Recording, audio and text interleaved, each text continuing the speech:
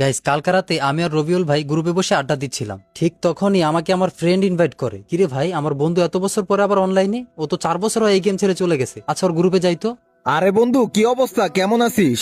এই তো ভালো। দীর্ঘ 4 বছর পর আবার আমি এই গেমে। হ্যাঁ, এত বছর পরে আমি তো তোর ইনভাইট দেখে পুরো অবাক হয়ে গেছি। ওই যে তোরা সবাই চলে গেলি, আগের মতন আর গেম টেম খেলা হয় না রে বন্ধু। মাঝে মাঝে একটু একটু গেমে ঢুকি, আবার দু একটা ম্যাচ খেলে বের হয়ে যাই। সত্যি বলতে বন্ধু, তোদেরকে অনেক মিস করি রে, আর মিস করি সেই আগের দিনগুলা। আচ্ছা বন্ধু, চল না একটা গেম খেলি। তোর সাথে অনেকদিন হয়ে গেল গেম খেলা হয় না, আর এটাও দেখি যে গেমের ভিতরে কি কি পরিবর্তন আসছে। এখনকার গেম তো অনেক পরিবর্তন হয়ে গেছে রে। আচ্ছা, তুই আমার কাছে গ্রুপটা দে, আমি ম্যাচ স্টার্ট করি, তুই ম্যাচে গেলে বুঝতে পারবি।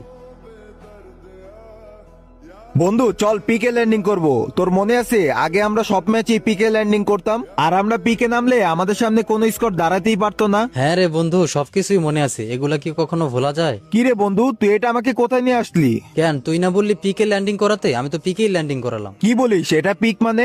আমাদের পিক তো এরকম ছিল না। হ্যাঁ বন্ধু, জানি রে, আমাদের পিকটা এরকম ছিল না। গেমের মধ্যে এখন নতুন নতুন আপডেট আসে, আর প্রতিটা আপডেটেই কিছু না কিছু জিনিস চেঞ্জ হয়ে থাকে। আচ্ছা যাই হোক, আমি তো মরে গেছি। তুই একটা ভালো জায়গা দেখে ক্যাম্পিং কর, না হলে আমার জন্য তুইও মাইনাস খেয়ে যাবি।